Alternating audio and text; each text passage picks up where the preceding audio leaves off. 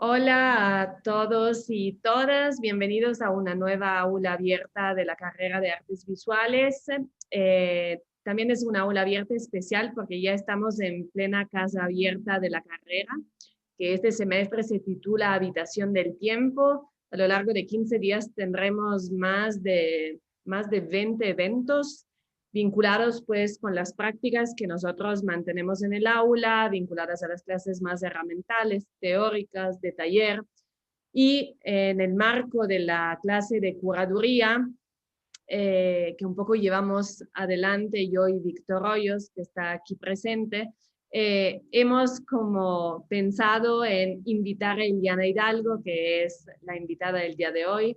En un momento le voy a presentar a Iliana, pues nos pareció como muy importante que Iliana nos cuente su experiencia en la gestión cultural, en la gestión de exposiciones, en la gestión editorial. En realidad es bien extensa la trayectoria de Iliana, y también pues para brindar espacios, ¿no?, en donde Quito y Guayaquil también se pongan a dialogar. A menudo sentimos, ¿no?, diferencias de contexto y de prácticas en la misma gestión, y creo que en parte un poco será la reflexión que nos trae hoy en día Iliana. Entonces, sin quitarle más tiempo, les voy a leer el perfil de nuestra invitada del día de hoy. Iliana Hidalgo, licenciada en Historia del Arte, con una maestría en Administración en Arte de Sotheby's Institute of Art de Nueva York. Trabajó en el Departamento de Arte Latinoamericano de Sotheby's en Nueva York y obtuvo una fellowship en el Solomon Guggenheim. En 2010 regresa al Ecuador a trabajar como coordinadora en el Museo Municipal de Guayaquil, luego de lo cual fue cofundadora y codirectora entre el 2010 y el 2013 de la Galería de Arte Contemporáneo No Mínimo. Paralelo a su actividad pedagógica y de difusión, dictando talleres de historia del arte, se dedica al asesoramiento de colecciones, la gestión de proyectos expositivos y la producción de publicaciones.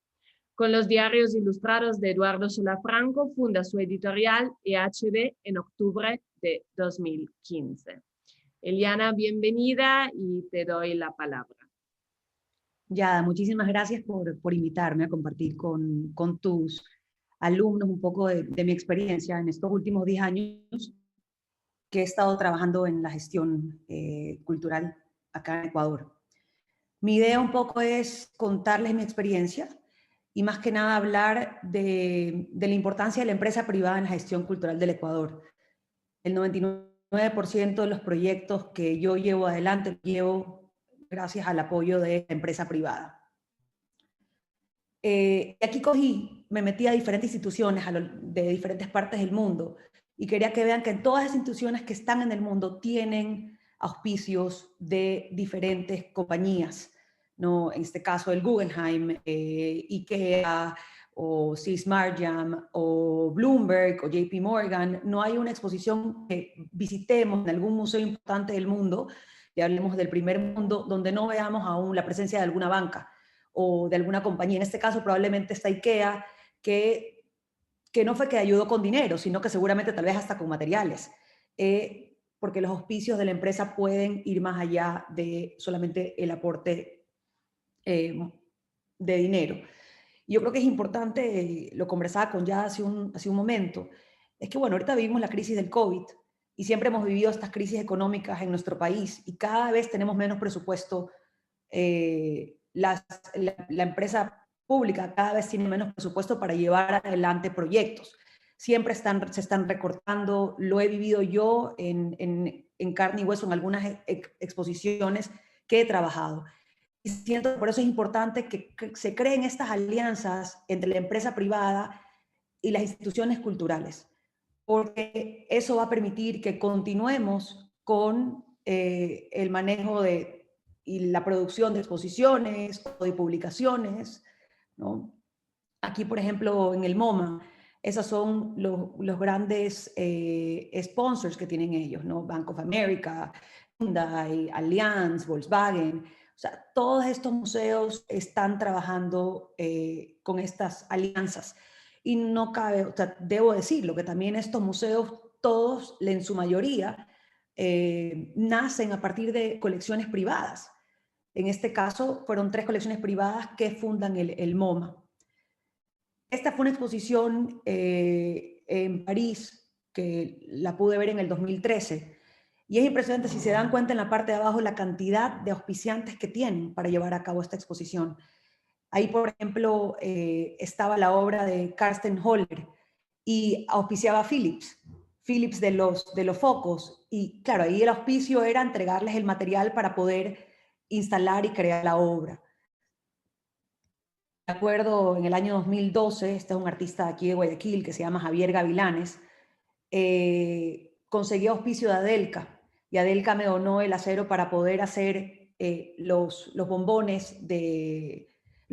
perdón, de los regalos. Entonces, no siempre los auspicios tienen que ser dinero, también pueden ser que las compañías donen materiales que ellos creen, o servicios también, servicios para que se puedan crear las obras. Aquí, por ejemplo, este es otro museo, ¿no? Este es el Museo Tamayo en México. Y entonces habla también mucho de la presencia de la empresa privada. Yo no creo que hay un museo, tal vez aquí en Ecuador, que tengamos museos públicos que no tienen las alianzas fuertes con la empresa privada. Y creo que ese es uno de los problemas que tenemos en el Ecuador. Ahora, el problema que tenemos en el Ecuador es que no tenemos coleccionistas. Esa es la realidad. Como no hay un coleccionista, no hay este interés del coleccionista, que puede ser dueño de una empresa privada, en auspiciar exposiciones o auspiciar museos. Y tampoco creo que se ha hecho la labor de museos de crear alianzas como se han creado en otros países. La Neo Gallery, por ejemplo, en Nueva York, también aquí pueden ver todo lo que te dicen. Si tú donas dinero al museo, todo lo que te damos a cambio, ¿no? Te damos a cambio, bueno, te invitamos a una noche especial para que veas la exposición, te damos tours privados, bueno, un poco de cosas. Eso es un poco también lo que yo he tratado de hacer aquí en Ecuador.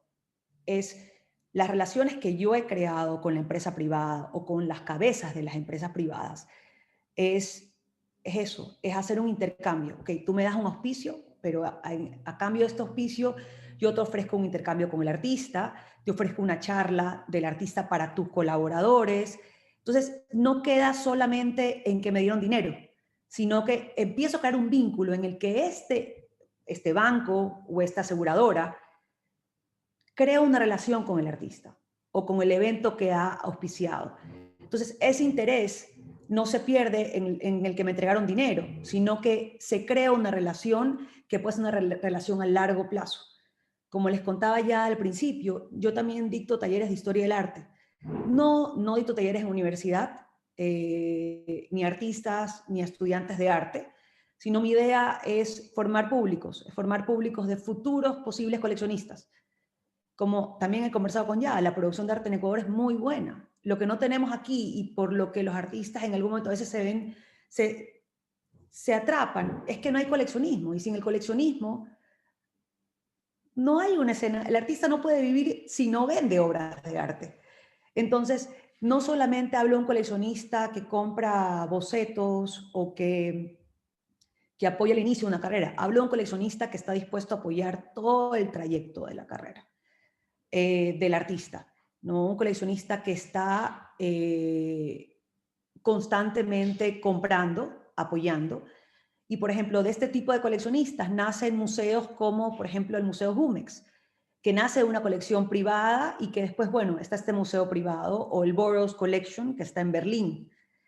En los últimos proyectos que yo he llevado a cabo, en el caso del libro de Roberto Novoa, por ejemplo, que fue un proyecto que trabajé el año pasado. Este fue un proyecto que lo llevé gracias al apoyo del Banco Guayaquil, en su totalidad. Y lo que yo hice fue, una parte del auspicio lo recibí en dinero, pero siempre les dije, ok, esto me lo das en dinero, pero aparte te voy a dar una obra de arte. Y esa obra de arte hoy en día está colgada en la oficina, en la sede principal del Banco Guayaquil. Entonces, ahí, cada vez que la gente, los trabajadores del banco, que se cambia el ambiente de trabajo, estás rodeado de arte, te recuerda, colaboré con ese proyecto, ayudé en ese proyecto. Y ese interés perdura en el tiempo. Y yo creo que esas son las relaciones que yo trato a través de invitar a la empresa privada, trato que se mantenga. Quiero, suena, es como un sueño que tengo, pero quiero formar a futuros filántropos que realmente puedan apoyar al desarrollo de la escena local. O sea, no podemos depender solamente de los espacios institucionales y de los municipios. No podemos, porque también el dinero sale tarde muchas veces, los proyectos se caen. Otro también cambio que yo he tratado de hacer es que siento que en el arte trabajamos siempre gratis. Te invito a que seas la productora, pero te pago $100. Y eso es lo que pasa en nuestra escena. Como no hay presupuestos, todo el mundo trabaja de gratis. Entonces no hay un profesionalismo o un reconocimiento del trabajo de los que vivimos en el mundo del arte. Yo al buscar auspicios de la empresa pública trato de reconocer con los honorarios lo más justos posibles. A veces siento que igual estoy negociando y creo que se merecen más, pero trato de reconocer también las labores que cada uno está llevando adelante. Y en este caso, como les contaba de la publicación de Roberto Novoa, financiaron todos los libros, y aparte hicimos una exposición en el lobby del banco. Entonces, se crea también un interés y un ambiente laboral donde empiezas a estar rodeado de arte. Aquí no conozco una empresa privada que el arte que esté en su pared sea arte, sino que lo tienes ahí como un objeto de decoración, ¿no? Como pongo ahí y decoro la oficina. Yo me acuerdo hace muchísimos años que visité una colección maravillosa de León Amitay. Es un coleccionista de Colombia que tiene una fábrica textil a las afueras de Bogotá y es un coleccionista súper importante. Y en toda la fábrica, en todas las oficinas, estaba su exposición de arte. Y yo creo que, y conversaba con los trabajadores, dicen, todas las semanas cambiaba las obras.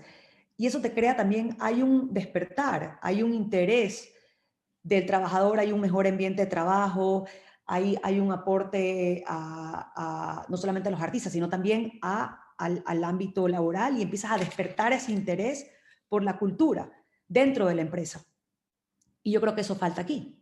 Creo que en los 80 tuvieron muchísimos bancos que financiaron publicaciones, que coleccionaron arte, pero eso desapareció. Han pasado 40 años y no tenemos empresas privadas que estén constantemente en el apoyo del desarrollo de las artes. Bueno, este fue ya sabes, ya, cualquier pregunta, Víctor, me interrumpen, por favor. Claro que sí. Este fue el primer proyecto que yo trabajé ya como gestora independiente, porque los primeros años que llegué a Ecuador, bueno, trabajé en el Museo Municipal.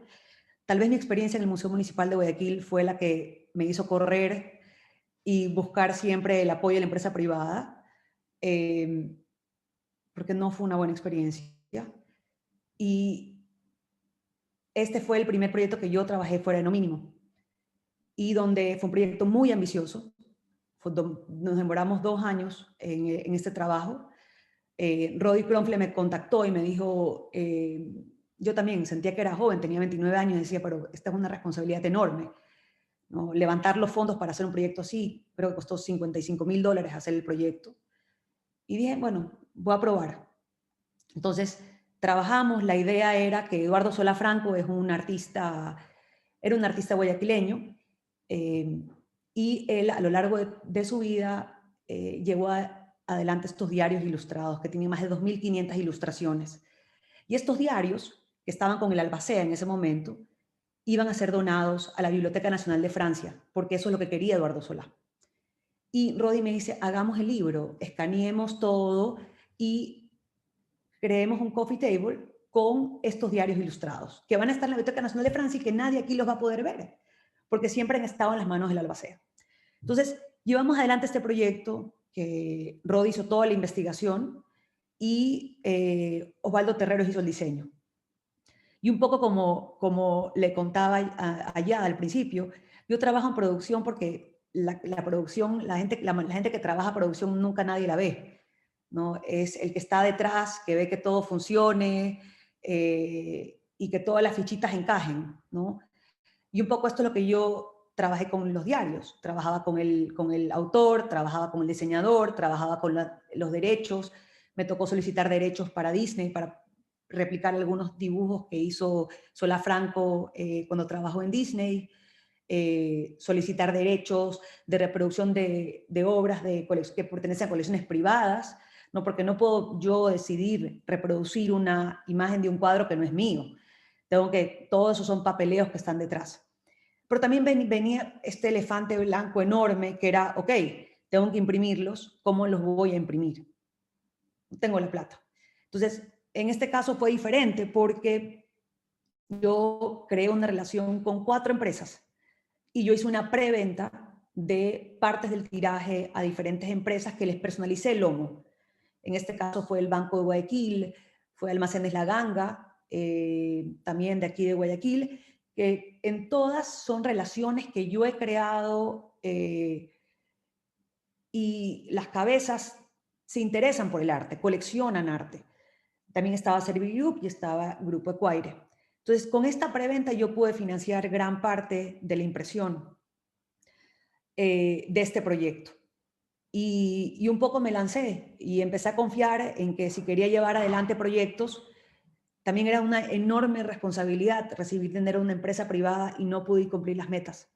Entonces, también a lo que me dedico yo en producción es al manejo de presupuestos, la coordinación de todo lo que está detrás. En el caso de Roberto fue lo mismo. Aquí fue un poco más fácil, entre comillas, en verdad, porque era solamente, bueno, era Roberto el artista, pero tenía 3 autores. Coordinar a los 3 autores, tomar todas las fotos de las obras que Roberto había vendido y no habían sido documentadas. Entonces, trabajar con el fotógrafo, trabajar con la corrección de estilo, trabajar con todo, ¿no? La producción es literal el que maneja que todo funcione. Trabajar con la imprenta. En el caso de acá, me olvidé de Eduardo Solafranco, también está traducido al inglés. Trabajé, buscar un traductor, todo eso, ¿no? Que con el tiempo y la experiencia uno va aprendiendo. Pero bueno, todos estos proyectos han sido proyectos que, como les digo, los he llevado adelante con el apoyo de la empresa privada. De ahí las exposiciones, he trabajado con varias. La primera exposición que trabajé también como EHB, que si se preguntan qué significa EHB, mi nombre es Eliana Hidalgo Vilaseca. Entonces, la idea es que son mis iniciales, es EHB. Y es un juego fonético de las iniciales, porque todas las galerías del mundo siempre tienen el nombre de los dueños. Pero yo no quería que sean solamente las iniciales, ni que sea mi nombre. Entonces había como un juego ahí con jugar con el sonido de mis iniciales. Gracias al gran Osvaldo Terreros, que es un excelente diseñador. En este caso pasó que me contactaron los ex Limpios. La Limpia fue un colectivo que se dio aquí en Guayaquil en los 2000, que formaban, eran 7 artistas, si no me equivoco.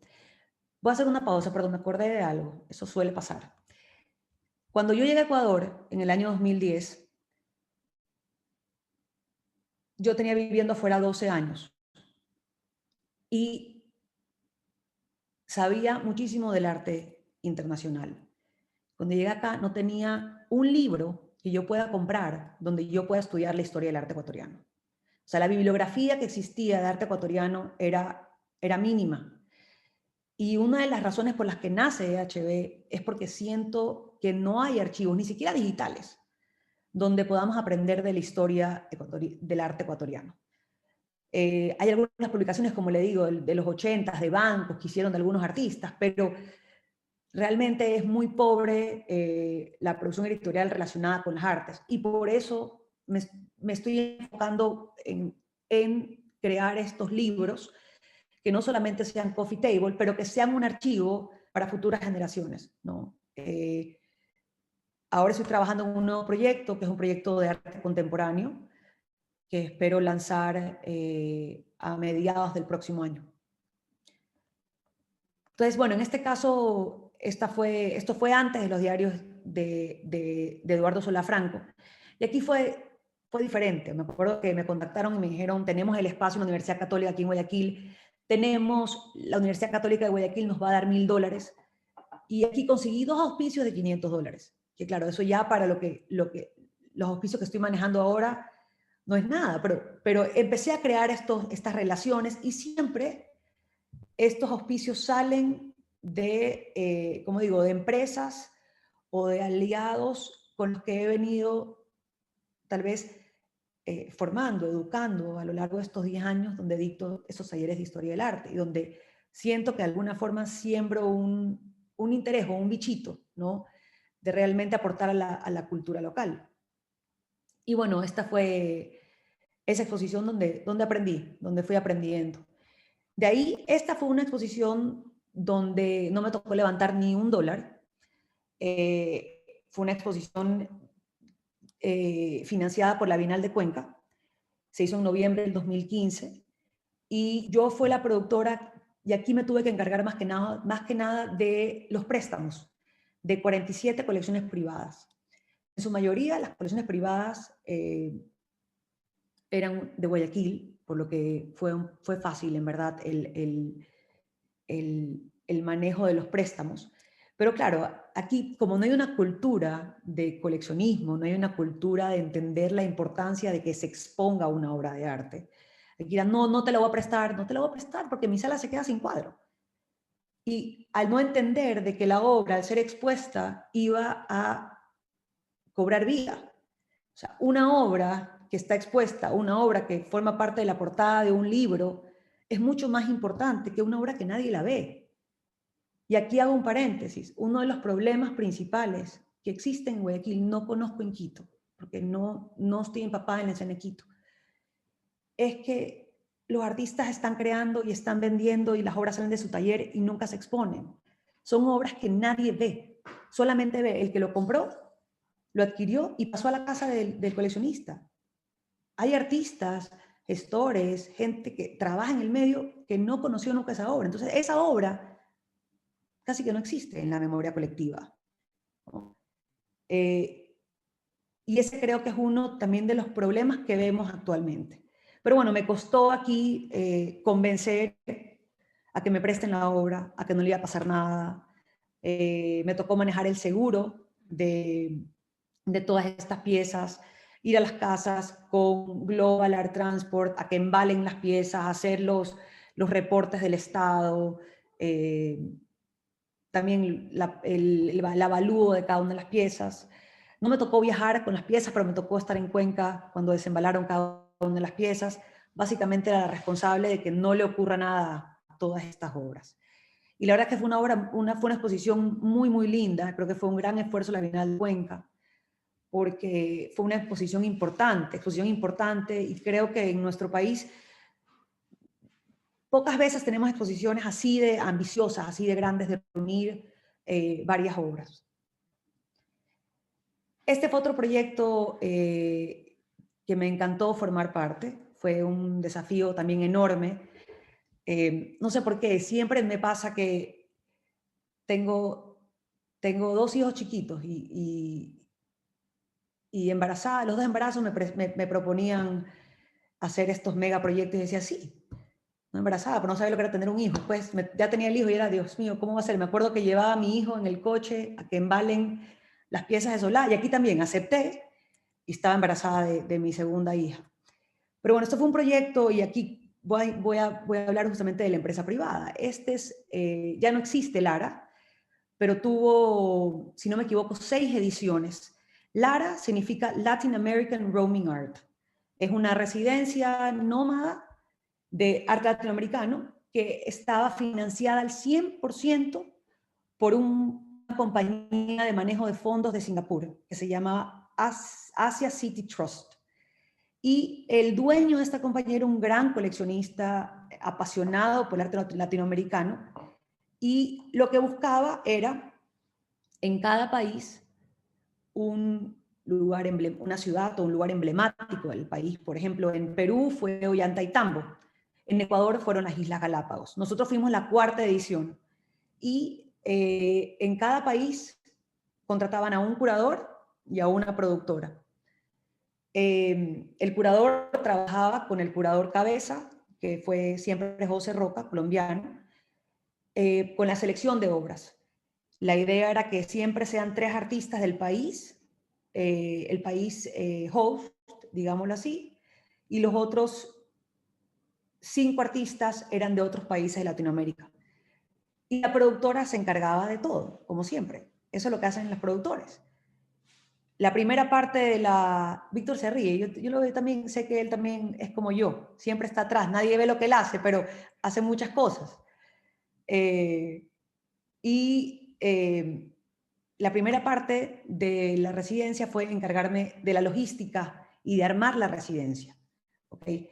No solamente de comprar los pasajes y los tramos de los artistas de su país a Galápagos, sino de buscar con un presupuesto, como siempre, no tenía presupuesto abierto, hospedaje para las 2 semanas en las 2 islas. Hicimos Santa Cruz y Isabela.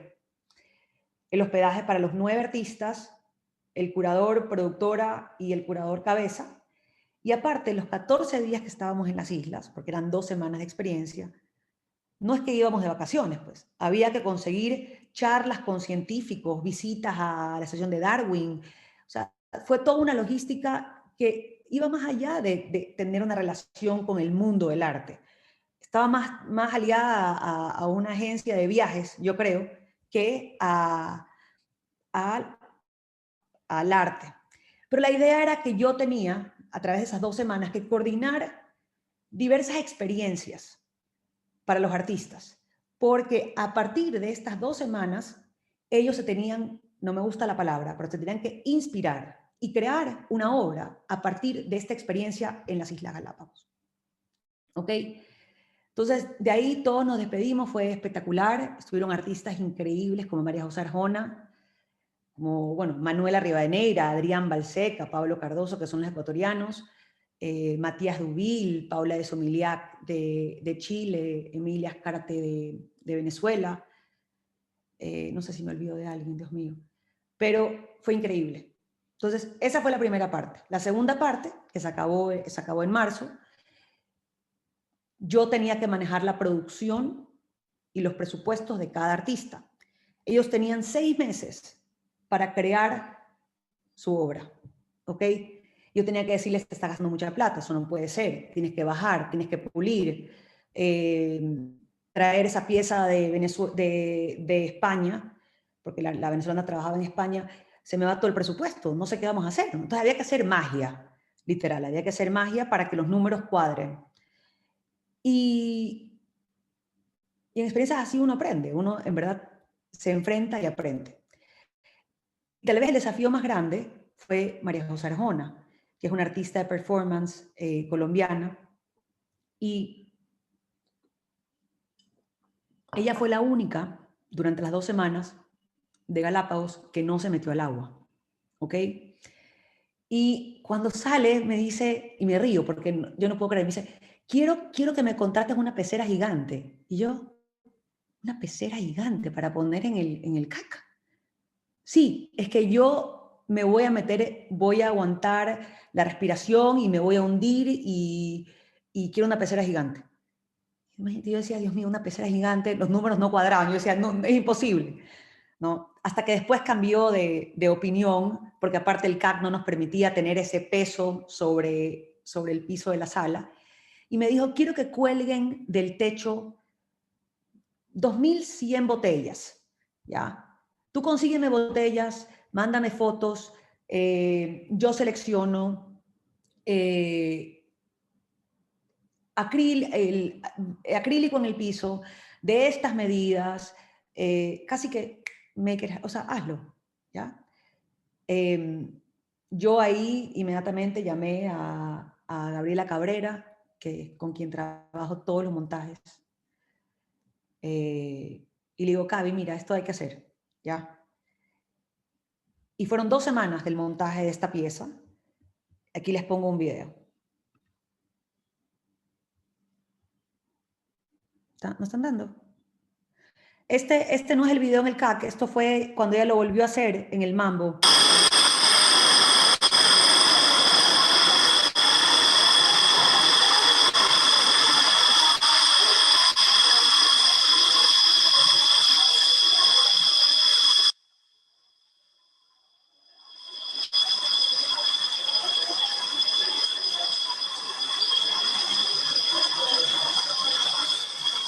O sea, imagínense la presión de que ella se bajó del avión y eso tenía que estar armado perfecto.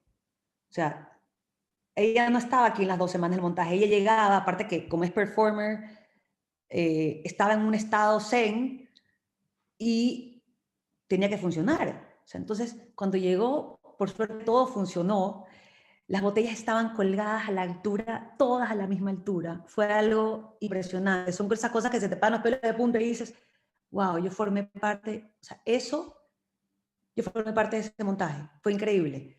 Es más, me acuerdo que cuando hicimos este montaje, ya había comprado las botellas de vidrio, estaban todas embodegadas en una bodega en Quito, porque también a mí un poco me limita ser guayaquileña y trabajar tanto en Quito. Como le decía Yada, y Víctor sabe, voy a Quito una vez al año. Entonces no tengo los contactos, no conozco mucho y es un poco difícil a veces trabajar esas logísticas. Hubo un temblor fuertísimo en Quito. 2 semanas, el terremoto había sido en abril. 2 semanas antes de que empecemos el montaje, hubo un temblor súper fuerte en Quito. Y me dicen, no, que el CAC es patrimonio, que no pueden colgar botellas del techo. ¿Cómo que? O sea, ¿qué hago yo con el artista? ¿Qué le digo al artista? No, ya estaba, había practicado, o sea, no sé cómo había practicado en Bogotá, pero era, no, ¿qué vamos a hacer? Porque originalmente las botellas iban con diferentes niveles de agua para jugar con el sonido de las olas y del movimiento de este lobo marino en el mar. Después de varias semanas que María José, por suerte, nunca se enteró que esto había pasado, logramos que nos permitan colgar las botellas. Creo que tuvimos que disminuir un poquito el encuadre también, quitar unas botellas, pero que nos permitan pasar esto, ¿no? Montar esto. Y cuando uno lo ve, la verdad es que son de esos momentos que yo, lo máximo. No sé si algunos de ustedes, como la mayoría son de Quito, si vieron esta pieza o se acuerdan de esta pieza en el 2016. Pues yo sí, ¿Alguien muy me puso? bien, claro. Y bueno, después de esto, María José hizo el performance por 2 semanas.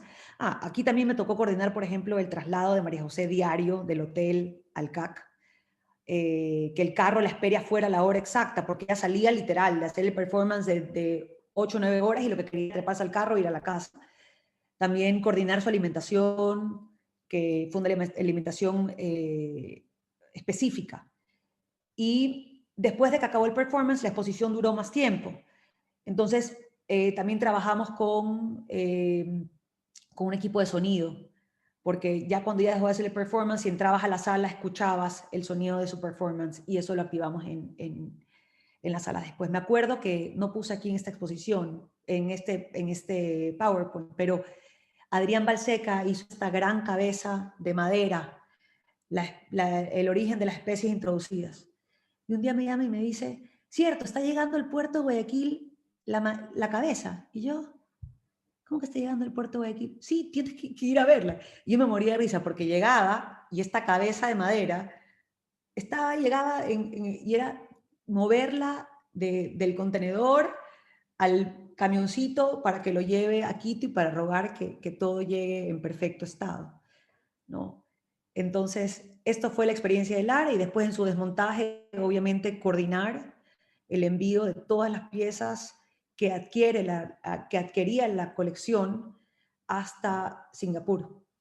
Bueno, con Global, que es de lo más profesional, ¿no? También para embalar y llevar las piezas, pero también el manejo de presupuestos de envío, también lo trabajé con Lara, fue un trabajo de 18 meses y y la verdad es que sí ha sido una de esas experiencias de las más difíciles, de las más desafiantes, pero tal vez de las que más orgullosa me puedo sentir, ¿no? Al inicio les comentaba, yo estudié administración de arte. Trabajé un tiempo en una casa de subasta y siempre pensé que me quería dedicar a la parte comercial del arte, a vender obras de arte. Me parecía increíble estar en una casa de subasta y ver los récords de las obras que se daban, ¿no? Cuando tenía 22 años. Pero después de la maestría, me gané este fellowship en el Guggenheim y justamente me asignaron al departamento de manejo de exposiciones. Y me cambió la vida, realmente. O sea, me di cuenta que lo que me gustaba mucho más era eso, gestionar exposiciones. Obviamente ahí era el asistente de las tres cabezas que manejaban los departamentos de manejo de exposiciones. Me pareció impresionante ver con cuánto tiempo se manejaba la producción de exposiciones, que es algo que hoy en día ya lo entiendo. Yo hacía el calendario, me acuerdo que mi jefa se llamaba Jessica Lodwick, y me decía, eso era el 2010, me decía, pon la exposición del 2013. Y decía, Dios mío, o sea, ya tienen el calendario del 2013, ya están gestionando los préstamos del 2013. O sea, uno siempre piensa, cuando no está dentro del mundo del arte, piensa, cuelgo el cuadro y ya. Es tan sencillo como eso, ¿no? No se da cuenta todo lo que está detrás del manejo de una exposición o de, o de una publicación, ¿no? Hay tanto trabajo, hay tanta gente que colabora en que se puedan hacer las exposiciones. Y, y me acuerdo que ahí dije, esto me gusta más, ¿no? Me gusta mucho más montar exposiciones. Me parece que es mucho más desafiante. Tuve la oportunidad de trabajar con dos artistas. Uno de ellos fue Anish Kapoor y el otro fue Tino Segal, que fue cuando hice una exposición que fue la única vez creo que en el Guggenheim no ha colgado ni una sola obra de arte. Y para esa exposición él contrató a 50 personas. Entonces yo junto con las cabezas manejamos, bueno, yo manejé las carpetas de todos los que entrevistaban para contratar, para que puedan hacer este performance de Tino Segal. Y no sé, me gustó más y cambié a lo que realmente me había dedicado. Hoy en día vendo arte, si alguien me dice quiero que me asesores, lo asesoro, pero no sé, siento que tal vez mi rol va más allá de la venta o de la parte comercial, ¿no? Siento que está un poco más atado a la parte de formación de público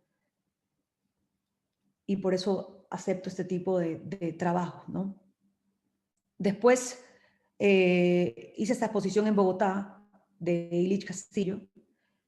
Durante la época de No Mínimo viajé a Bogotá para la feria y creé una relación con la directora del Espacio Odeón, Tatiana Rice, y siempre también creo que es necesario que los artistas salgan, porque aquí estamos en un país donde, como no hay coleccionismo, la idea también es salir, buscar residencias, y sentía que para Illich, que es un artista que yo admiro mucho y que quiero mucho, era importante ir a Bogotá, no exponer en Quito, ya había expuesto en Quito, ya había expuesto en Guayaquil, ya había expuesto en Cuenca.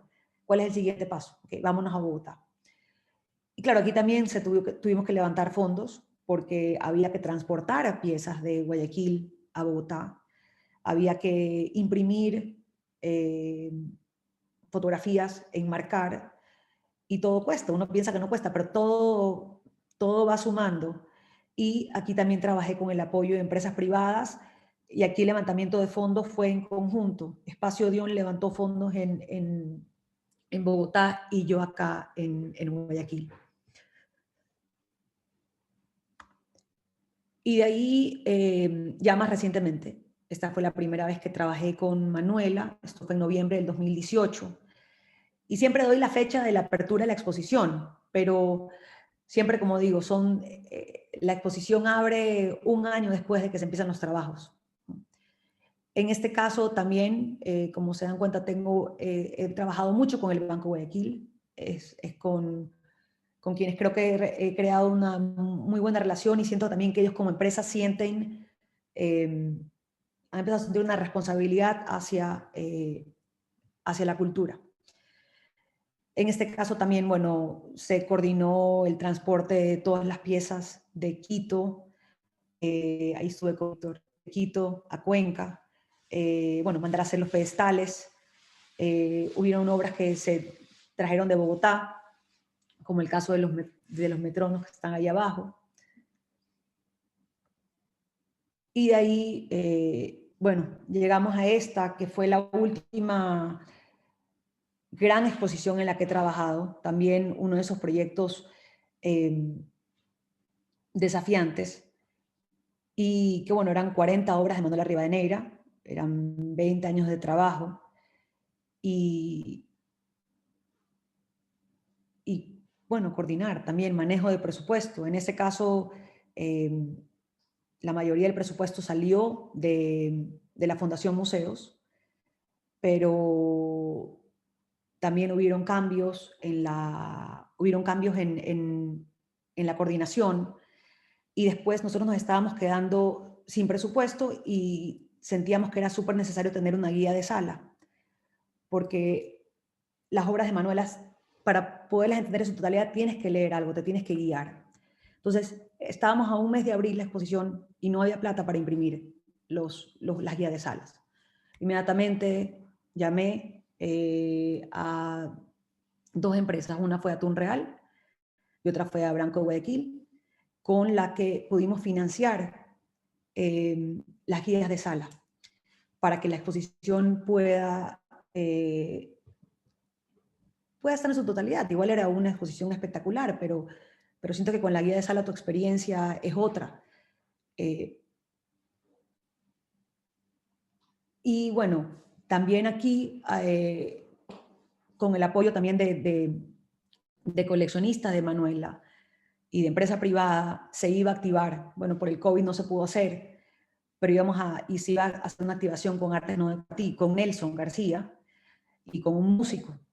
Y eso también había sido financiado por la empresa privada, bueno, que lamentablemente no se pudo por el coronavirus. Pero bueno, también es un poco en estos momentos que se recortan presupuestos, no dejarte, que no se quede todo incompleto, sino es ok, vamos a ver de qué manera podemos hacer que esto funcione para que la exposición quede perfecta, ¿no? Aquí, bueno, se coordinó el envío de obras de diferentes países.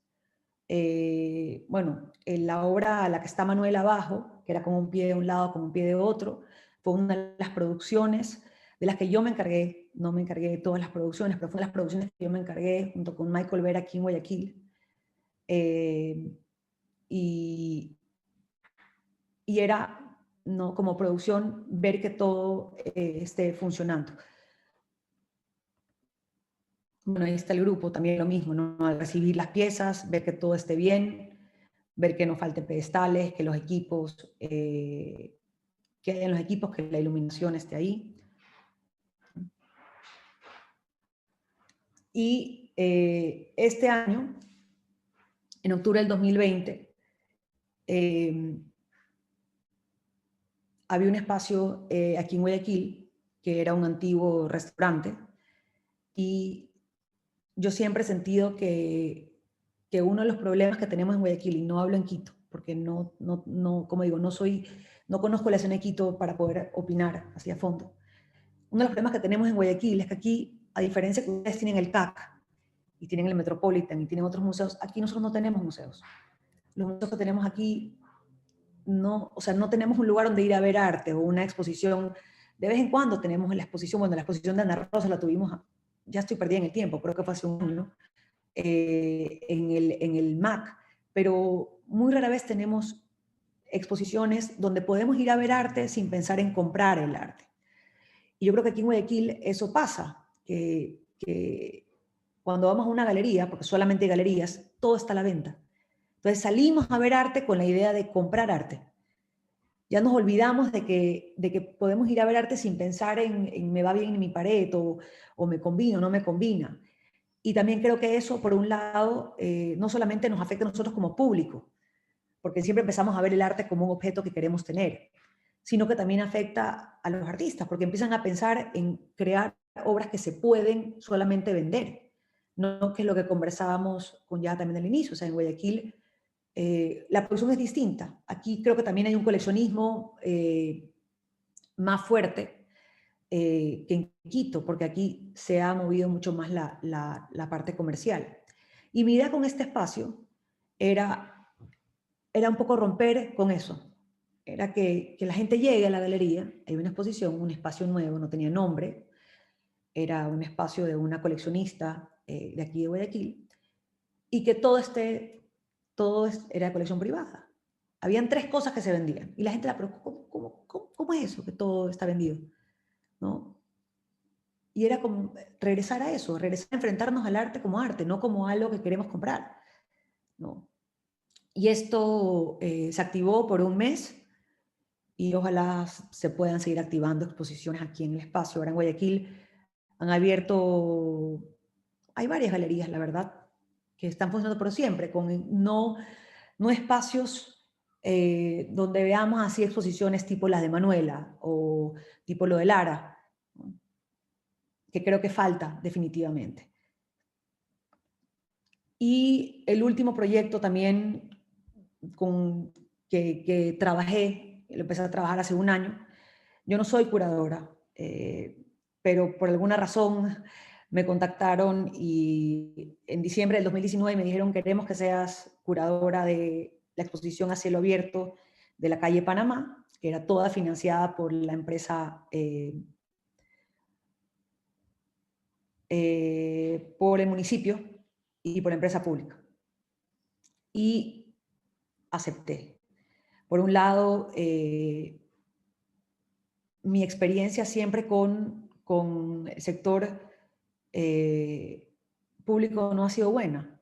Entonces yo decía: Dios mío, ¿qué tengo que hacer? No, tú tienes que solamente seleccionar a los artistas junto con Lupe, hacer la curaduría, y de ahí todos los otros papeles nosotros nos encargamos, ¿no? Porque son los papeles que hay que encargarse, y uno de esos papeles a mí no me gusta. Y bueno, fue un proyecto también que por el coronavirus y por lo que hablaba, iban a ir más artistas, había más presupuesto para las obras, se tuvo que recortar. O sea, yo estoy realmente impactada que dentro de todo lo que hemos vivido, igual se ejecutó este proyecto, porque realmente yo dije, llegó marzo y dije, esto no se va a dar. O sea, es imposible que se dé. Tuvimos que recortar presupuestos, se dividió el proyecto en 2 partes. La calle Panamá, hago un resumen, es una calle histórica en Guayaquil, está en el centro de la ciudad. Fue uno de los primeros ejes comerciales, es la famosa calle del Cacao, y van a regenerar toda esa área. Van a hacer una calle peatonal, van a haber teatros, van a haber cafecitos, y todo, obviamente, el coronavirus atrasó todo el proceso. Y en cuanto a la exposición, se dividió en 2 partes. La primera parte, que están estos 4 artistas, Peter Musfeld, Jorge Velarde, Marilena Peña y José Luis Macas, la hicimos este año. Y la siguiente parte, que son 3 obras tridimensionales, se pasaron para el 2021, que es cuando tienen que levantar piso y todo. Y una de las cosas que buscábamos con Lupe Álvarez, que fue con quien trabajé para la curaduría, era que queríamos que de alguna forma las propuestas te muestren una variedad de metodologías para crear arte, ¿no? Sabíamos que era un desafío trabajar con José Luis Maca, o sea, era un desafío, es una de las piezas que me mata, me parece maravillosa, pero ¿cómo tú le explicas eso? La importancia de esa pieza que se activa con el sol, que a las 9 de la mañana no se pinta una gota a la pared, alguien que no ha estudiado arte contemporáneo, ¿no? Pero el día que hicimos el recorrido, cuando se inauguró, yo estaba nerviosísima porque José Luis no estaba aquí en Guayaquil y me tocaba defender su pieza y explicárselo a la alcaldesa. Y yo decía, Dios mío, no, si están viendo una pintura, van a decir que la pintura vale más, ¿no? Porque está pintada y aquí hay unas piezas de acrílico. Pero fue una de las piezas que más les gustó. Yo no sé qué pasó ese día, por eso te salió un poquito el sol y se pintó un poco la pared. Y ellas pensaban que la pared, que los reflejos de los acrílicos eran pintura en la pared. Hasta que les expliqué, no, esto tiene que ver con el sol, que nada. Bueno, y les encantó. Y yo creo que es una de las piezas que fueron súper arriesgados. Es arriesgado presentar algo así para arte en el espacio público, pero es una de esas piezas que cualquiera que pase por ahí se va a enganchar. Es una pieza que nunca es lo mismo. Es una pieza que, ¿no? que me parece increíble que esté ahí, ¿no? que haya funcionado. De ahí la idea del proyecto era tener un mural de algún artista y que el mural se quede para siempre, de por vida, y se escogió a Peter Mufeld, que para que los que no lo conocen es un diseñador gráfico y artista muy importante, él es alemán, y llegó a Ecuador en, si no me equivoco, en los 50, la verdad es que no me acuerdo la fecha exacta, pero siempre ha trabajado entre el arte y el diseño. Y bueno, esta obra habla mucho del sol, del atardecer, del atardecer, del amanecer, un poco esa dualidad en su vida, ¿no? El ser alemán y vivir en Guayaquil, esos guiños entre el diseño gráfico y la abstracción. Yo, una de las cosas que conversaba el día de la apertura, decía, qué pena que me da que no esté tan cerca de la obra de Macas, porque ellos hablan mucho del sol, ellos hablan mucho ¿no? de las culturas ancestrales. Y son dos piezas que, sin saber qué pasaban, que hay diálogos, ¿no? Y de ahí está Malorena Peña, que hace esta ilustración de Guayaquil y de la importancia del río para la ciudad. También es bellísima. Y bueno, aquí no me tocó encargarme de nada de producción y creo que me reía, porque es rico estar como del otro lado, ¿no? No tener que alquilar las grúas, ni comprar la pintura, ni manejar presupuestos, sino solamente estar ahí. Pero bueno, no sé ya si quieres que hable de un punto, de algún otro punto que quieras que me he saltado y que crees que es importante mencionar. ¿Tú tienes como algo más en la presentación? Si no, la idea es un poco después conversar y dar paso a las preguntas de los estudiantes también o de los otros presentes en el Zoom. Así que como tú prefieras, si tienes algo más en la presentación, podemos concluir y después... No, creo que no tengo nada más. Podemos después conversar de los proyectos. Lo que quisiera nuevamente o sea, como hincar, ¿no? Es que concuerdo contigo que la producción artística en Ecuador es muy buena. Creo que lo que nos hace falta ahora en el país es crear esos pilares importantes. Y esos pilares importantes para mí son los futuros filántropos. No se puede depender solamente de los fondos públicos, porque no, dependiendo de la crisis, van y vienen. Creo que cada vez, es más, aquí tengo una slide, me senté, o sea, el incremento, ahorita hay 1.03 billones de dólares en el 2018, se utilizaron para auspiciar las artes, ¿no? Y cada año sube mucho más ese valor, ¿no? Porque los museos no pueden vivir de los fondos, no pueden vivir de los tickets, de los ingresos del público. Y tampoco reciben suficiente por parte de los fondos públicos para mantenerse. Entonces, creo que cada vez la empresa privada va a jugar un rol mucho más importante. Es algo que he estado investigando justamente para esta charla y por todas partes lo veo. O sea, no veo que la empresa privada cada vez va a estar más presente. Pero ¿cómo enganchas a la empresa privada? Tienes que formar o crear un interés, ¿no? Crear un interés de alguien que esté en esa empresa para que apoye, ¿no? Las artes. Para mí el problema en el Ecuador es la falta de coleccionismo. Yo sueño con que tengamos un Jumex aquí. Ya siento que resalvar el MAC y es complicado. Siento que si algo se va a dar aquí va a ser un museo con fines privados, sin duda alguna. Un museo con fines privados que el día de mañana solicite ayuda pública, ¿no? Solo quería como leerte unas preguntas que están en el chat, que están como muy sintonizadas con el debate que estabas haciendo ahora. Isadora te pregunta: hola Eliana, muchas gracias por este encuentro.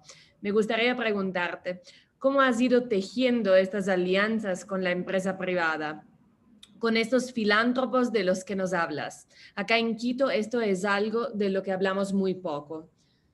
Y después, siguiente pregunta de Diana para que las puedas contestar juntas. ¿Y cómo eliges cuáles son las empresas a las que quieres pedir financiamiento? Muchas gracias.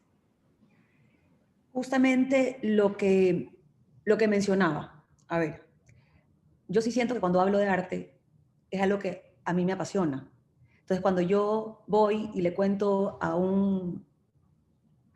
la persona que creo que puede ser alguien que pueda aportar a las artes, le hablo con la pasión y de alguna forma le creo un interés. Como yo comentaba, yo sí vendo obras de arte, no manejo artistas, no soy galerista, y siempre que vendo una obra de arte, creo una relación entre esa venta. O sea, esa venta no solamente una transacción, le presento al artista, les cuento todo lo que el artista ha hecho. Entonces hay un interés que va más allá de esa simple venta, ¿no? Es conocer, es que ese comprador, ese coleccionista, se interese en que ese artista crezca. Porque cuando uno decide comprar una obra de arte, no solamente, bueno, mucha gente la compra para decorar su pared, pero muchos dicen, ok, estoy apostando en esta carrera, quiero que crezca, ¿no? Entonces, el día de mañana, al que me compré y me apoyó en la voy y le digo, lo han invitado a una residencia en Inglaterra, necesito $2,000. Me van a decir que sí, porque saben que si va a Inglaterra, su obra va a subir de precio, lo van a conocer más personas. Entonces, trato de, nunca llego a una empresa a pedir auspicio si no he creado un vínculo previo o conozco que hay un interés de la cabeza de la empresa por el arte. Los invito a charlas que yo doy, si hago una exposición, le invito a la exposición, le doy una visita guiada, que conozcan al artista. De alguna forma así es como he ido creando las relaciones. Nunca he llegado a un lugar a decir, quiero que me ayudes y no me conocen, ¿no? Y es un trabajo de hormiga, es un trabajo que tal vez estoy viendo o sea, estoy viendo el fruto de ese trabajo de 10 años, ¿no? De crear relaciones y de estar trabajando en, en acercar a la gente al arte. Porque creo que eso es lo que hago, de alguna forma, acercar a la gente al arte. Hoy en día veo, es increíble, ayer me decía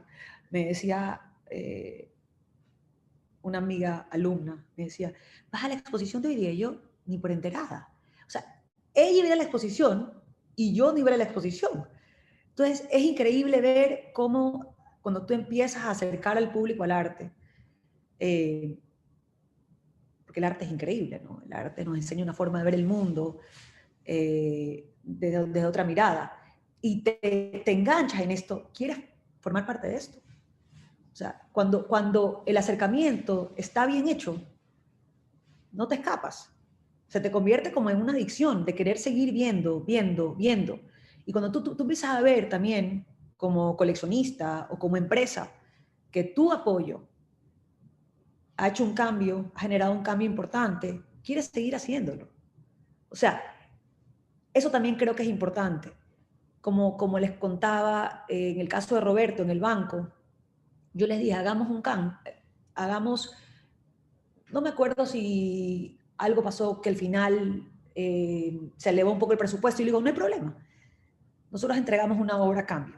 Y es increíble porque ahora después de vivir un año con la pieza, los colaboradores se relacionan con la pieza y el que está ahí es como un recuerdo, oye, está el arte ahí, ¿no? ¿Qué voy a hacer por el arte este año? O sea, es un recordatorio constante de que hay este mundo al que yo no puedo ignorar. Y cómo a las empresas, ¿ya? Cómo selecciono las empresas. Creo que hay empresas que definitivamente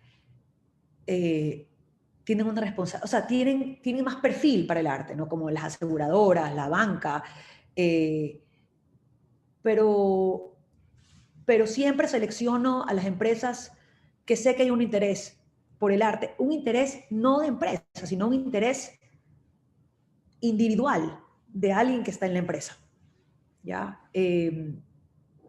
No sé si respondí la pregunta. Sí, Diana. Sí, muchas gracias. Ujú. Qué interesante. Ahora tenemos una pregunta de Evelyn. ¿Y cómo haces para que te den los auspicios y qué beneficios les das? O sea, les ofreces tú. A las empresas, eh, como te digo, a veces canje con obra, o sea, de decirles, no te sientes que solamente me das el dinero y me quedo con el dinero, no te doy nada a cambio, sino que hay en el caso de los libros, por ejemplo, con el Banco Guayaquil, hicimos un tiraje de 750 y yo fui al banco y les propuse, hagámoslo como regalo corporativo, ¿ok?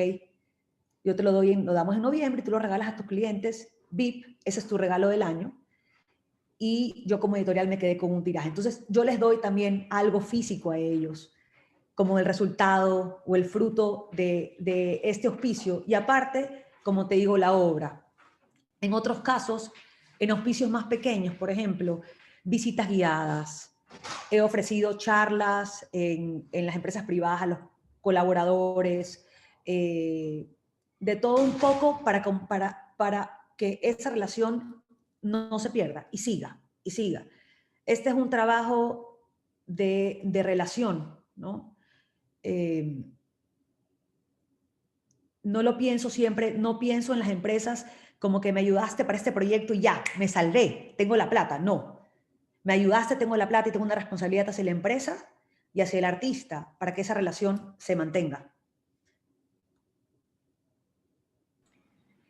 Y hay una pregunta de Simón Crespo que pregunta, ¿y tú le das la idea completa de que de que se lo regalen a los clientes o eso lo deciden ellos? No, yo les di la idea de que eso se lo regalen.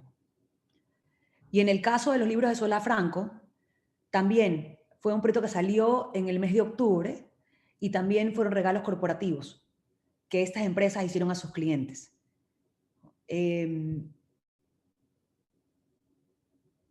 Llevo todo el proyecto así pintadito. Les digo, quiero hacerlo. Y creo que tal vez hay algo que yo siempre, a mí se me mete una idea en la cabeza y la tengo que hacer.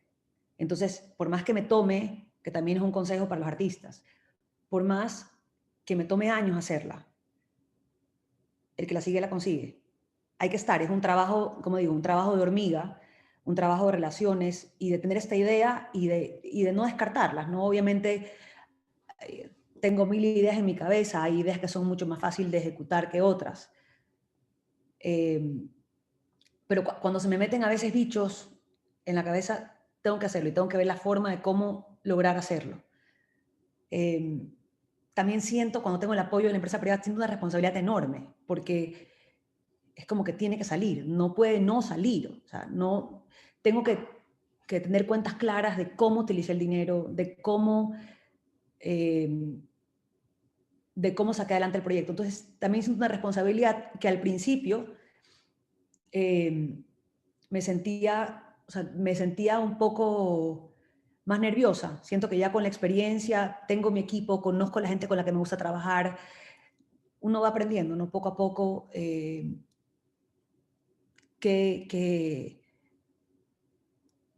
con quién trabajar, ¿no? Es prueba y error, prueba y error.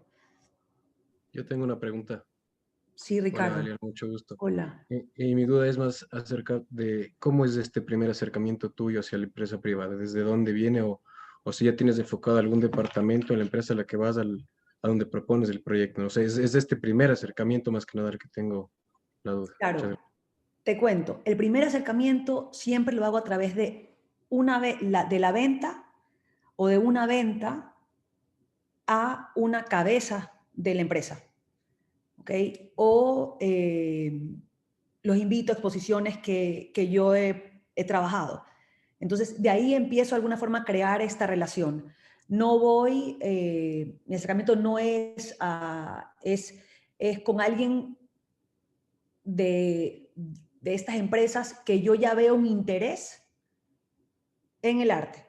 Siento que ya han comprado obras de arte, los veo que están activos en la escena, constantemente les estoy mandando cosas, ¿no? Contándoles de exposiciones que se dan en la ciudad, de proyectos que estoy trabajando. Entonces, si veo que hay un interés, ahí voy y digo, tengo este proyecto, ¿me quieres ayudar? ¿No? Y tengo relaciones, obviamente, unas más marcadas que otras, pero siento que es eso, siento que la clave al éxito es crear una relación que vaya más allá de ese simple auspicio, ¿no? Sí, y yo soy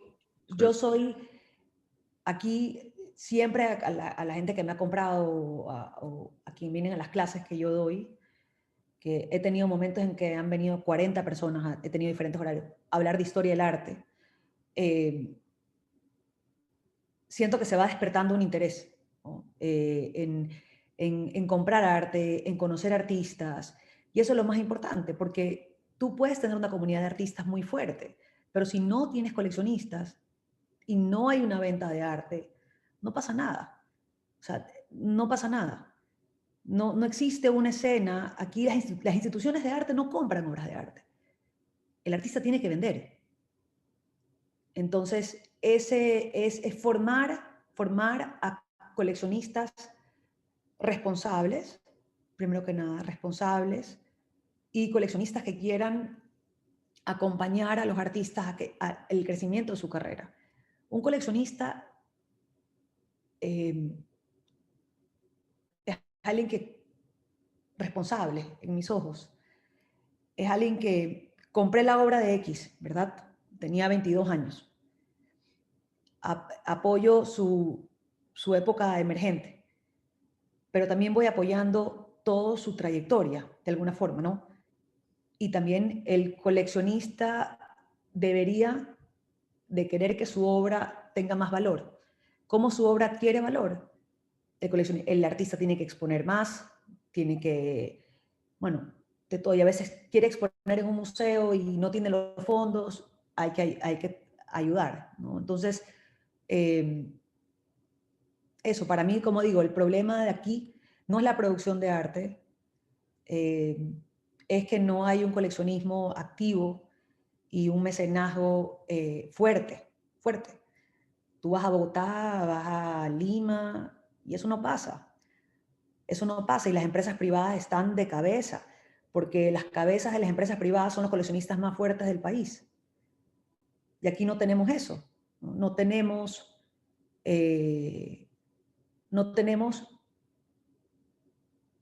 ese tipo de coleccionistas.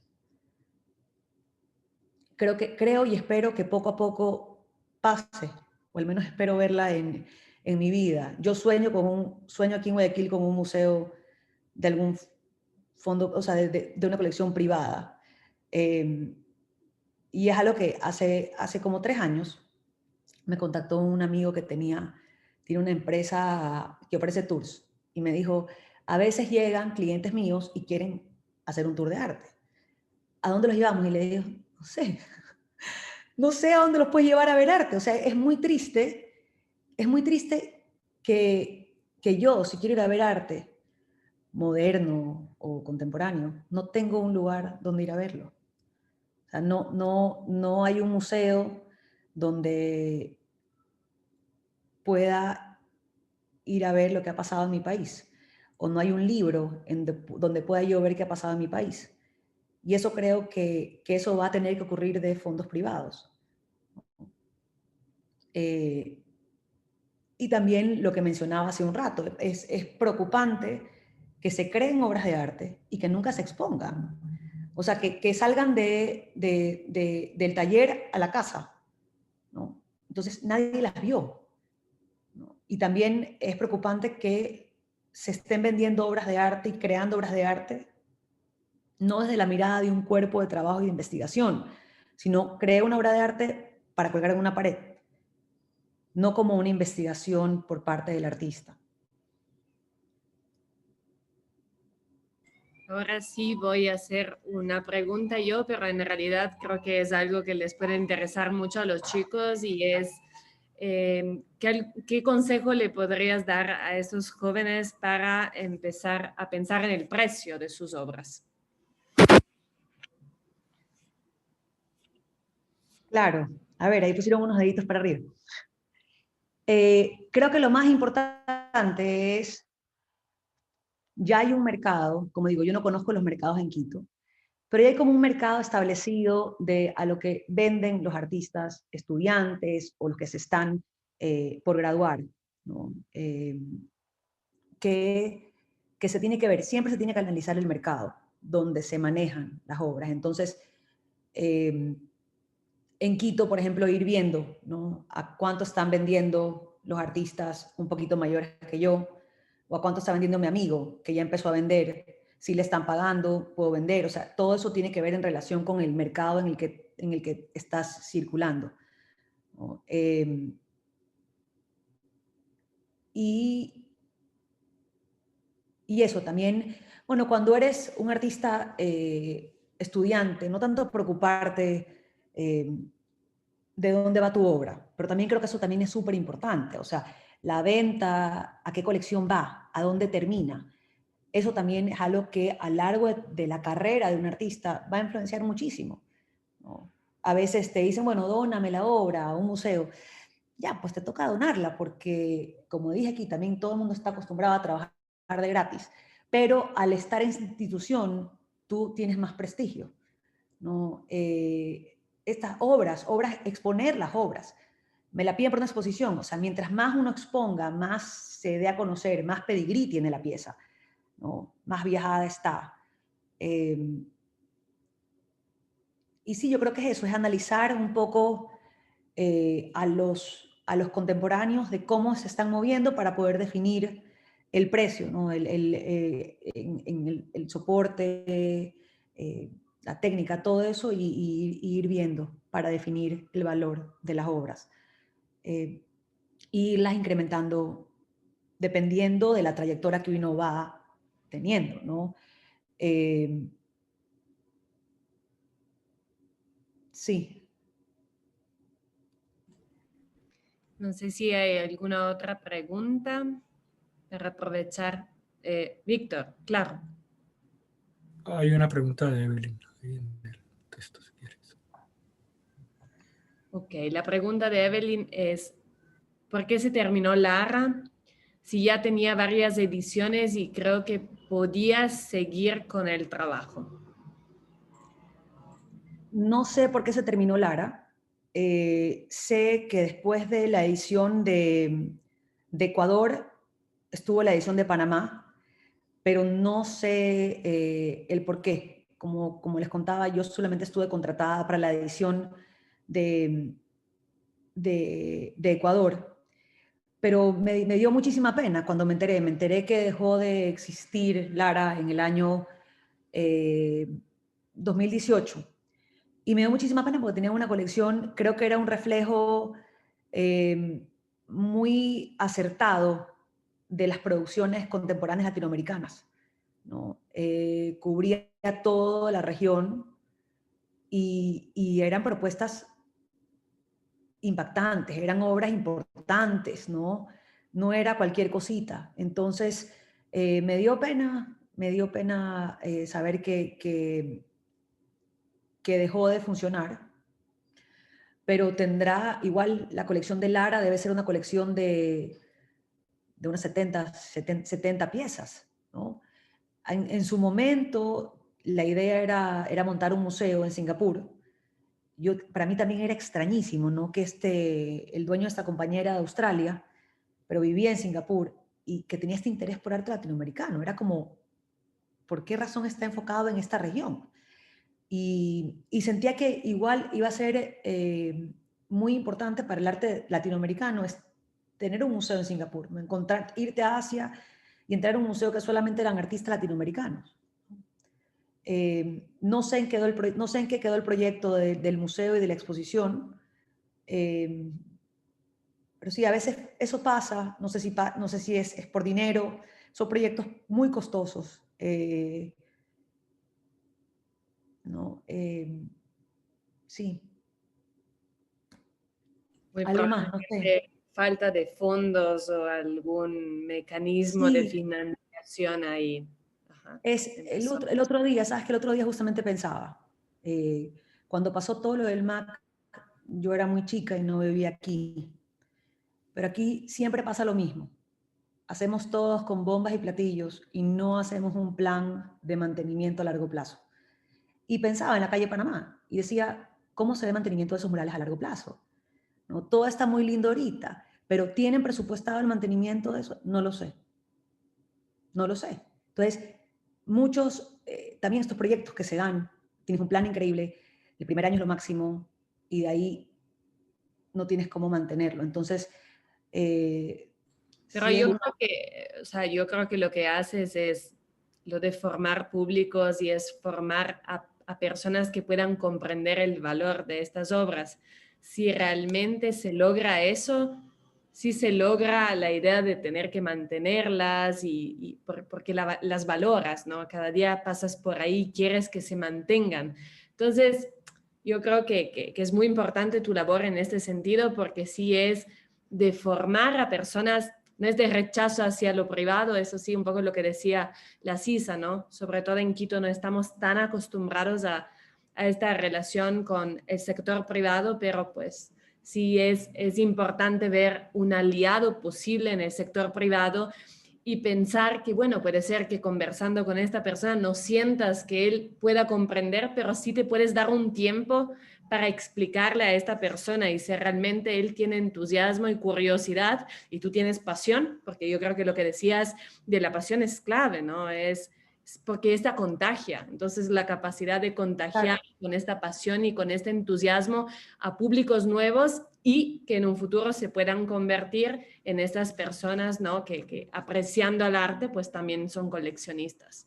Entonces, Claro. es, Hay otra cosa, hablando de la calle Panamá, que yo creo que también es importante. O sea, el arte siempre lo hemos visto como un objeto de estatus, como algo más tirado al elitista. Y para mí, la calle Panamá puede ser un proyecto muy lindo en el sentido de que puede acercar a públicos. Y como tú dices, el día de mañana, no solamente al público que yo formo y yo les doy clases, pero el día de mañana el que camina por el centro de Guayaquil todos los días y ve la pared de José Luis Casmal va a decir, esa obra es de mi ciudad, esa obra es mía. ¿Cuándo en la vida hemos sentido nosotros una responsabilidad por algo que supuestamente es nuestro? Entonces, empezar a cuidar lo que a ti te identifica, ¿no? Algo que en tu ciudad tú vas y dices, y se me paran los pelos de punta, pero es eso, es crear esa responsabilidad, ¿no? Es crear esa relación y ese también derecho, ¿no? De sentir que algo es de alguien, ¿no? Y es de todos. Eso, lo que está en la calle Panamá, es para todos.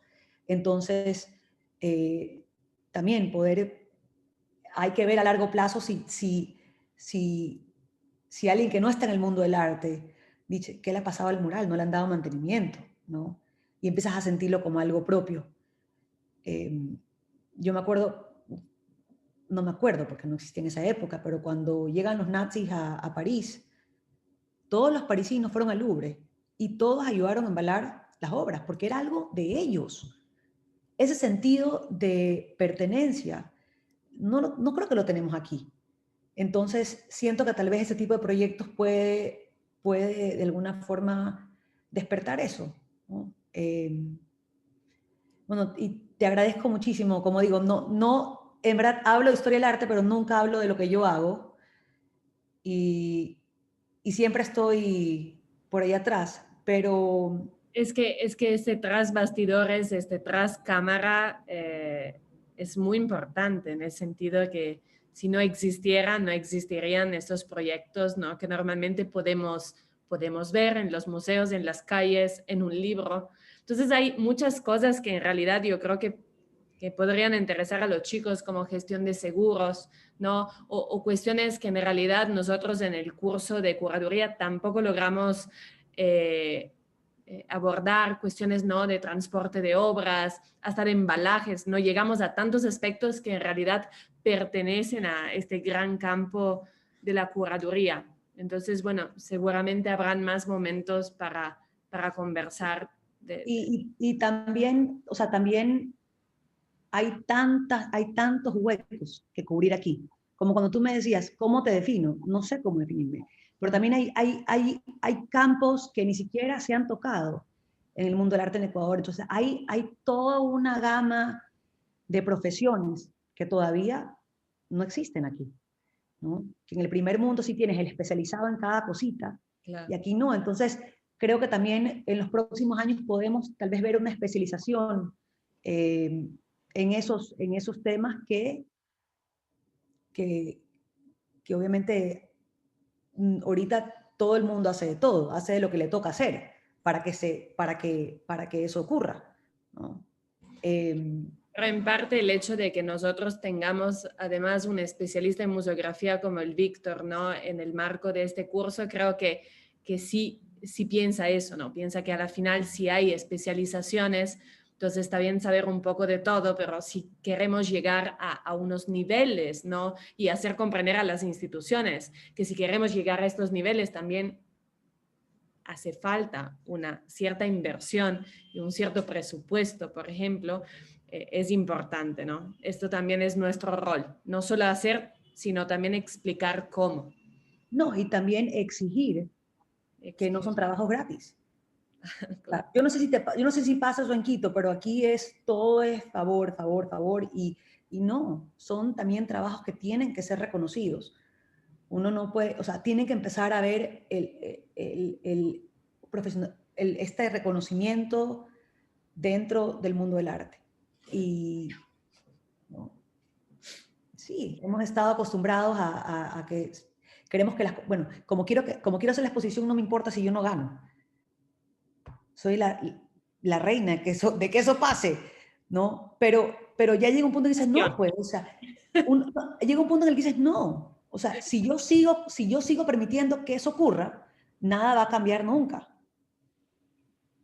Bueno, ahí, Víctor, tú tenías una pregunta, ¿verdad?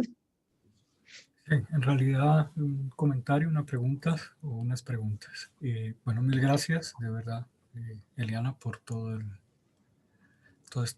mostrar todo este otro lado, digamos, de la necesidad del arte también, que creo que es toda esta necesidad de establecer una demanda del arte, que es importantísima a nivel de Ecuador. Me parece que tienes como, ya se ven tres ejes importantes, como esta difusión de la obra, o sea, que la obra en realidad se difunda si es que la vamos a presentar en lo que ya no es una galería, sino museos o sitios expositivos, como ya esta intención que se ve en Guayaquil, que es como interesante también. Creo que todo se va a ir amarrando con la idea de ir creando estos filántropos, estos coleccionistas, ir generando este mercado de museo también, que me parece que está súper bien, y también toda esta dinámica de ir desarrollando este reconocimiento del arte en Ecuador y de tener una historia, por otro lado, del arte en Ecuador.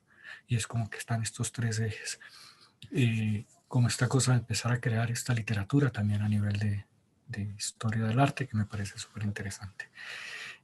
Claro, como esta cosa también de mostrarse tras bastidores. Yo quizás en las preguntas concretas sería si en términos de la creación del público, de la formación de públicos, esperaríamos que la gente aprenda a ver y también se convierta ya no en un coleccionista necesariamente, sino en un comprador de una o dos obras. Si crees que esto también podría llegar a darse en el más común, digamos, no en la gente que puede llegar a acceder a una colección o a tener recursos para asumir en una colección, sino del ciudadano, digamos, más ciudadano común, ¿cierto? Que pueda también acceder al arte, por un lado. Si has logrado, esa sería la primera, si crees que hay un mercado eventualmente para este tipo de venta a nivel de arte. La segunda, si consideras que hay cómo crear coleccionistas o si ya estás generando coleccionistas de arte ecuatoriano afuera, por ejemplo, como una visión hacia el extranjero, y si a su vez los coleccionistas de Ecuador también están viendo la posibilidad de llegar a adquirir obras de afuera, o hay un enfoque hacia adquirir obras básicamente de acá, de Ecuador. Sí, a ver, creo que sí se está coleccionando arte ecuatoriano en el exterior, pero en su mayoría son artistas ecuatorianos que residen afuera o que ya están exponiendo afuera, manejados por diferentes galerías que no son galerías locales. No siento que hay un interés, o sea, que se están comprando muchos artistas manejados por galerías locales solamente. Es el caso de Oscar Santillán, por ejemplo, la misma Manuela Rivadeneira o Adrián Balseca, Estefanía Peñafiel. Son artistas que ya están afuera, ¿no? Y que están manejados por galerías internacionales que de esa forma llegan a otros públicos. Yo siento que en su mayoría los coleccionistas los coleccionistas aparte jóvenes, ¿no? Compran más que nada arte ecuatoriano. Y yo siempre hablo de eso, o sea, tú eres de Ecuador, o sea, tú quieres que cambie la escena aquí, tienes que comprar arte ecuatoriano primero. Cuando tú empiezas a comprar arte ya de colombiano, peruano, es cuando tú ya has sembrado tu semillita aquí, ¿no? Pero es como que siempre, de alguna forma siempre estamos viendo hacia afuera y no vemos hacia adentro. Pero sí creo que se compra más local que internacional. Y como te digo, sí se compra arte ecuatoriano, pero de artistas que están afuera, residiendo afuera.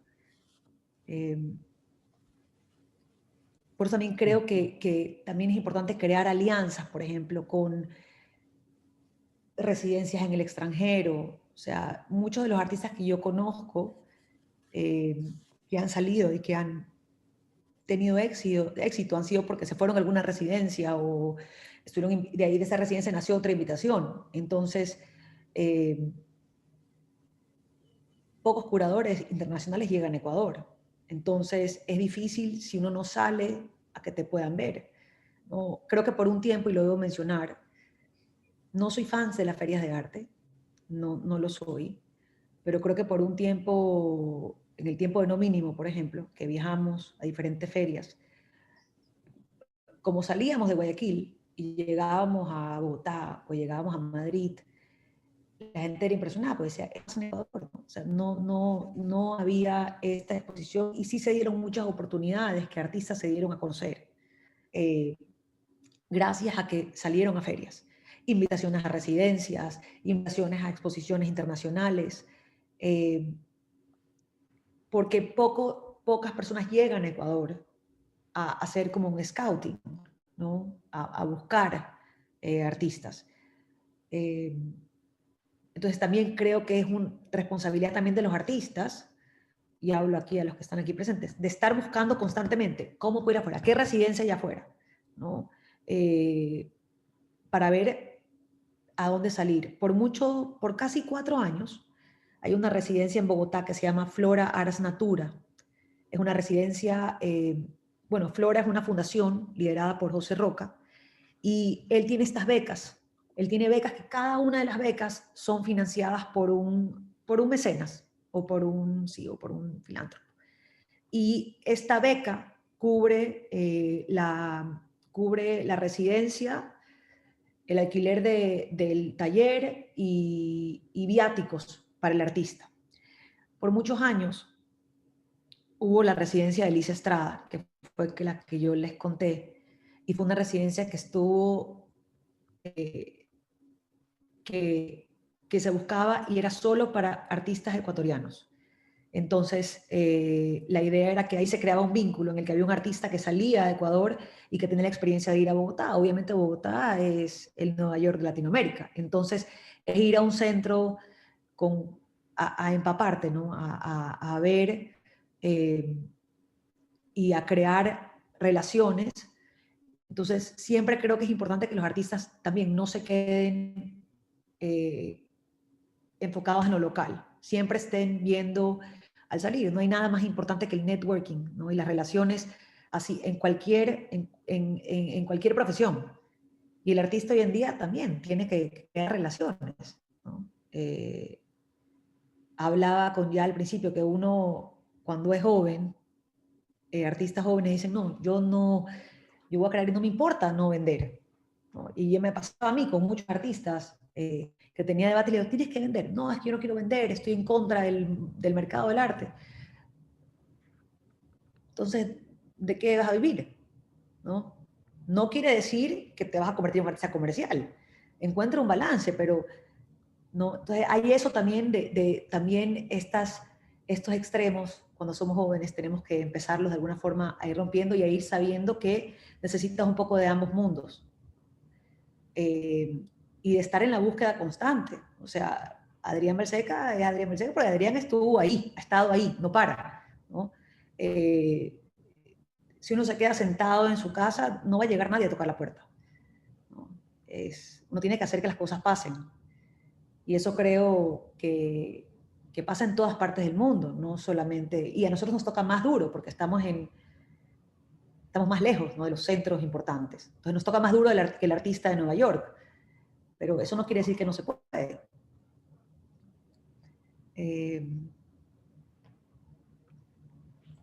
No sé si tienen otra... Tú estás básicamente ahora en la línea del arte contemporáneo. Yo sí,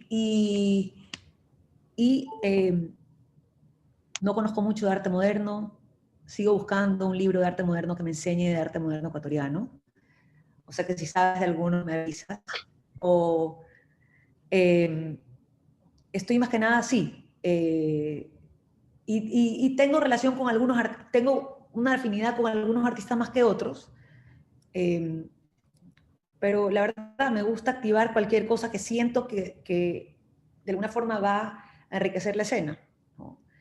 Y eso pasa cuando uno siente pasión por lo que hace, ¿no? Pero sí, de arte moderno, la verdad es que poco, y más que nada conozco la escena de Guayaquil, más que nada la escena de Guayaquil. ¿Y trabajas también con arte emergente ahorita? No trabajo con arte emergente. Ahorita tengo 2 proyectos pensados para el 2021. Uno de ellos es con Adrián Belseca. Es una exposición posiblemente aquí en Guayaquil. Otra es la próxima publicación de la editorial, que es de arte contemporáneo. Y también tengo un proyecto de un libro con Adrián que estamos trabajando. De ahí estoy también conversando con Javier Coronel para hacer una exposición en Quito, que siempre termino, el único año que no he regresado a Quito ha sido el 2020, pero es por el coronavirus, porque si no me tocaba regresar, y acabo regresando a las salas del CAC, aunque todavía no me encuentro con el fantasma, que dicen que ahí está. Esos son mis proyectos del 2021. Sigo con mis clases, dando clases no a universidad, sino a públicos que quiero acercar al arte y que siento que pueden hacer, que los quiero acercar porque siento que pueden marcar un cambio importante en la escena, ¿no? ¿Esos son los mecenas, dices? No. Sí, gente que... Sí, y es impresionante porque siento que todos terminan comprando arte en algún momento, ¿no? Así sea un dibujo de $200, empiezas a querer rodearte de arte. O sea, tu relación que empiezas a crear con la obra es una relación distinta. Es más, me acuerdo de un cliente que por casi 4 años le mandaba obras, ¿no? Me decía, no, yo no voy a comprar, no voy a gastar, ¿no? Hasta que pasó el tiempo y se dio y compró una obra. Entonces, todas las paredes de su casa estaban sin obras. Y le colgué la obra, la primera obra, en un cuarto. Al día siguiente me escribe y me dice, solo quiero estar en este cuarto. O sea, cuando uno empieza a convivir con arte, es algo que ya te identifica a ti, es un objeto que ya cuenta una historia tuya también. O sea, por eso también creo que es importante explicar a los compradores un poco más allá de lo que están viendo, porque también eso enriquece mucho tu experiencia. Y cuando viene un amigo a tu casa, le cuentas, mira esta obra, y empiezas a contar. Entonces, se convierte en una pieza de conversación. Y es algo con lo que tú te identificas. Hoy en día esa persona tiene objetos, cuadros en toda su casa. Y dice, creo que voy a cambiar estas paredes y les voy a poner paredes porque quiero, o sea, ya se convierte en algo en lo que se te convierte en tu día a día, ¿no? Toma tiempo porque es dinero y tú dices, ¿costará eso? ¿No costará eso? ¿No? ¿En qué puedo gastar esa plata que no es una obra de arte? ¿Por qué no me compro una pintura de $100 y me compro una pintura de $4,000? Entonces, es complejo y también yo a veces siento responsabilidad de vender, porque digo, si no les gusta, por eso a veces digo, no me gusta tanto la parte comercial, porque si no les gusta, después yo soy la culpable, ¿no? Pero es importante, yo siento que ese acercamiento a través de las clases acerco a futuros posibles coleccionistas o futuros posibles mecenas de que necesito un auspicio y me lo den, tal vez no para hacer un libro, pero tal vez para crear una exposición, ¿no?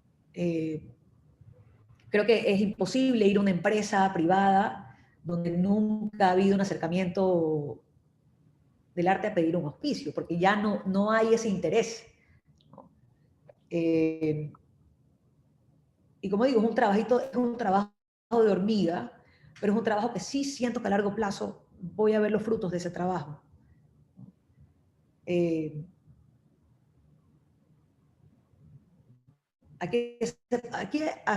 Simón Crespo se fue, él y Juan Fernando están aquí, ellos toman clases conmigo. Entonces, y ahora Simón maneja una plataforma cultural donde publica, por ejemplo, todas las exposiciones que se dan en Guayaquil, y sí me parece bonito a veces que digan, despertarse mi interés en el arte, ¿no? Tal vez no compro una obra de $10,000, pero no me pierdo una exposición. Compro obras de $200, o sea, necesito el arte en mi vida. Entonces, sí, vamos a ver, son desafíos, pero me acuerdo que el otro día comentaba lo de la calle Panamá. Yo decía, ya, me siento de alguna forma, ya, dejé un granito de arena en la ciudad de Guayaquil, ¿no? O sea, hay algo que está ahí, ¿no? Los libros son cosas que digo, se quedaron ahí, o sea, ya quedó mi huella ahí, ¿no? Como que quedó plasmada, por más de que siento también que es como mi responsabilidad, por una parte, con la escena. Y ahí voy viendo lo que va saliendo, ¿no? O sea, y ahorita sí, por ejemplo, siento que ya veo, por ejemplo, con Adrián, que Adrián lo conozco de hace mucho tiempo, pero por la exposición de Manuela nos volvimos a reactivar y digo, me encantaría, o sea, vamos, trabajemos. También trabajé Lara con él, ¿no? Entonces, con Manuela he trabajado 2 veces. Y también me doy cuenta de que hay que trabajar proyectos, escoger los proyectos, ¿no? O sea, por más que tengo mi idea, escogerlos para que funcionen y salgan. Sí. Tengo una pregunta un poco más cruda. Dímelo, Dios. Pero en el tema, dices, tú estás siempre vendiendo arte y te preocupa el arte que puedas vender y obviamente cuidar a la gente que son tus clientes de alguna manera. Obviamente que es un apoyo, es un trabajo de apoyo. ¿Consideras que el arte se devalúa? O sea, ¿devalúa el artista también? ¿No? A ver, considero que cuando compras arte emergente, por los precios que estás pagando, no necesariamente se devalúa. Uno sabe que está comprando un artista que no sabe si va a continuar a largo plazo. O sea, pero lo que esté ya puesto, digamos, ¿sabría? sí creo, y son uno de los miedos que tengo. O, por ejemplo, cuando vendes una pieza, no sé, pues digamos que vendo una pieza en papel y con el tiempo la pieza se deterioró. O sea, sí siento que hay, como que el que compra muchas veces tal vez no entiende que hay una vida del papel, que hay un cambio del papel. Y sí me ha pasado que me dice, oye, se puso amarillo 5 años después. Y yo hasta me olvidé de la pieza, ¿no? Entonces, no importa, vamos a ver qué se puede hacer. O, por ejemplo, me ha pasado que he vendido en su momento obras de Anthony Arrobo, que eran estas telas que colgaban, y las personas se han cambiado de casa 3 veces y hemos cambiado la pieza 3 veces. O sea, eso es lo que también creo que va más allá. O sea, va más allá de te vendí y me olvido de ti. No. O sea, te vendí y tengo una relación contigo para siempre, porque tú creíste en mí, Servicio. en el artista, y eso creo que es súper importante y no sé si se da al 100%, ¿no? Ese como esa responsabilidad, ¿no? Creo que antes me dedicaba mucho más a la asesoría y vendía mucho más de lo que hago ahorita, porque sí es trabajo, ¿no? Estar en el scouting de artistas constantemente. Ahorita estoy un poco más enfocada en estos proyectos de exposiciones y en las publicaciones, que tampoco siento que puedo cubrir todos los campos como antes. Pero mira, por ejemplo, yo tengo mis hijos. Tengo mi hijo mayor que tiene 5 años y medio. Él camina por la casa y te va diciendo los nombres de los artistas. Es un personaje. Pero él ya creció como, y ya son cosas, objetos con los que él se identifica. O sea, él, me explico, eso es algo que hay que hacerlo, hay que irlo haciendo. Yo estudié historia del arte porque me fui afuera. O sea, aquí en el colegio no me ofrecen historia del arte. Entonces, hoy en día ver carreras como esas en la PUSE, o sea, es increíble, porque eso no teníamos antes. Entonces, siento que ahí vamos, ¿no? Ahí vamos mejorando. Y esperemos que se vayan dando cosas. Yo también opino que hay muy buena producción. Hay muy buena producción en el Ecuador. O sea, y a veces, hablando de los precios, que alguien me preguntó, a veces veo los precios de un artista que recién se graduó de Nueva York con los de Guayaquil y me parece que la obra es igual de buena y quiero llorar. O no me voy muy lejos, me voy a Lima o me voy a Colombia. Entonces, quiero llorar, pero es porque no tenemos un mercado que está demandando constantemente. Nuevamente, vuelvo a enfatizar, el coleccionismo es lo que pasa aquí. Es la falta del coleccionismo, es la falta de eso. Entonces, sí, a formar futuros coleccionistas. Por todas partes, por Quito, por Guayaquil, por Cuenca. ¿No? Eso, muchísimas gracias por invitarme. He perdido el miedo a... Sí, fuimos una audiencia como acogedora y sí, yo creo que no se vio ninguna agitación. Fue maravillosa tu charla, creo que sí nos dio como unas pistas súper interesantes para cerrar el semestre. Creo que mi internet está fallando. Entonces, bueno, yo creo que podemos cerrar así. Gracias, Eliana, gracias a todos y nos vemos en los próximos eventos de la carrera. Gracias.